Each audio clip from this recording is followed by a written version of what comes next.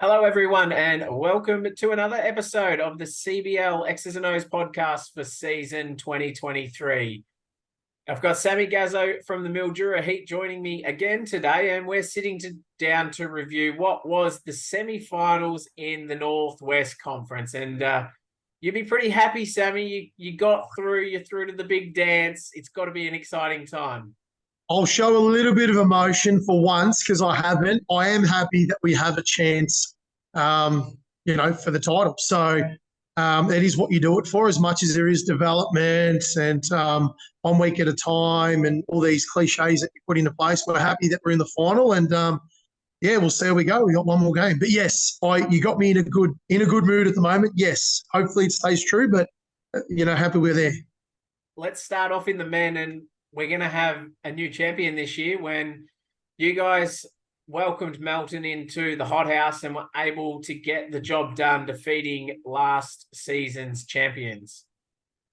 Yeah, it was, it was a sort of a battle of two halves, if you want to put it that way. We struggled a little bit in the first half and made a couple of adjustments. And, they were missing a key player in Cam McCullum, who's obviously, a big force in the middle there. And we just sort of found a way to get a couple of extra points inside. And I think that made the difference in the end. So like I've said the whole time, we really do respect Melton, and, they're a great bunch of guys and coach really well, and they gave it a crack. But yeah, I'm obviously really happy that our boys found a way to win. And we get a chance to contend for the title. So that's exciting.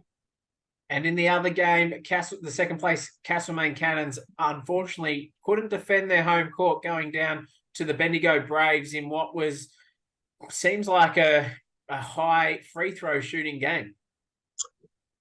Yes, yeah. I think the way both teams play, they do like the refs to call fouls, and they do enjoy the free throw line. I mean, Bendigo making 30 free throws out of their 30 points out of their 80 points came from the free throw line. So gives you a bit of an indication that they might have been there. Castlemaine might have been a little bit foul happy. Not sure how the refs were, but a couple of their key players getting fouled out has made a big difference, and obviously being able to make free throws. So Lockie O'Brien's a great player and one of the better players in the competition. 32 points is huge in the final, and but 18 of those points from the free throw line does speak a lot to them and their game style. So both teams know each other pretty well, and Bendigo found a way to win, and if that's the free throw line, you take it as it is, mate. However you win is however you win. So Castlemaine are probably a little bit disappointed. You'd think they probably would have fancied themselves to get across the line, but kudos to Bendigo, and they're also in the grand final this year, and they'll be looking to one more win for them as well. So that's it. It's going to be a cracker game this weekend when Mildura take on the Bendigo Braves in the Northwest Men's Conference Grand Final, and we'll preview that a little bit later in the week. So let's have a look at the women. And your Mildura Heat women went down to Kyneton by 16 points. It looked like they sort of got left on the bus. Their first quarter was a little bit slow, and that was the difference in the end by the looks of it. That was good by you, Matty. Was that humour? Was that a bit of humour? I like that. Just a nice way to end the last few shows. No, unfortunately, you're sort of right. It just seems like the first quarter was the difference. I think 13 points was the differential after that first change, and to go down by 16, it maybe just took the girls a little bit to get going. But that's also experience as well. The Kyneton team, with Fletcher and Mangan and Strawhorn all year. I know the women have been speaking about their experience, and it probably just showed true in the end, coming up in that first quarter. And, for our girls, it's tough. They did a good job, and they were able to get that win last year, but a lot of young talent there and a lot of promise for the future. So for our girls, great year, and they did a great job. And for Kyneton, they get a chance this time instead of last year watching from the outside. Now they're inside, so they get a chance to play in their grand final, and good on them. They'll be excited. Looks like Kyneton continued their defensive performance. They're holding teams to about that 60-point scoring. So it looks like they've played their defense again. Yeah, exactly right.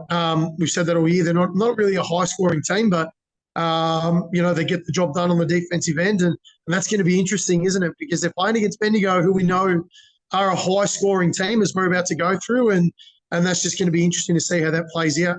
There was that game a few weeks ago where Bendigo got on top, but finals are different, mate. You only need to get through that one game. So, I guess we'll talk about the next game now, won't we? And that's it. Our second semi-final, Melton hosted Bendigo in what was going to be a cracker game, and Bendigo's offensive power just overwhelmed Melton by the looks of it, with Poppy Blanche coming out and shooting 30 points, just continuing her fine form this season. Podcast favourite there, Poppy. She popped up. No, I couldn't think of anything better, but we'll run with that.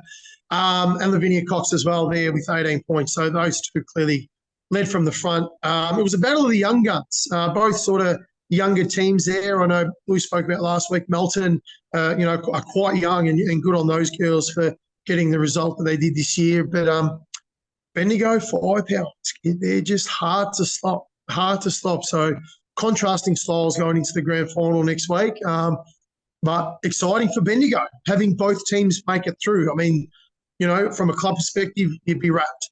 But having both, young teams getting through, it is obviously a great association in Victoria, and they do feature quite well in, different age groups. So, kudos, to Bendigo for getting both teams through. Both teams finishing third too and making it through. So, great news for them. That's it. That's our semi-final review in the Northwest Conference. And we'll jump on a call again later this week, and we'll preview what will be Mildura versus Bendigo in the men, and then Kyneton versus Bendigo in the women. Both these games are going to be cracker grand finals. And for the fans, listeners out there, stay tuned for later this week when we drop that preview.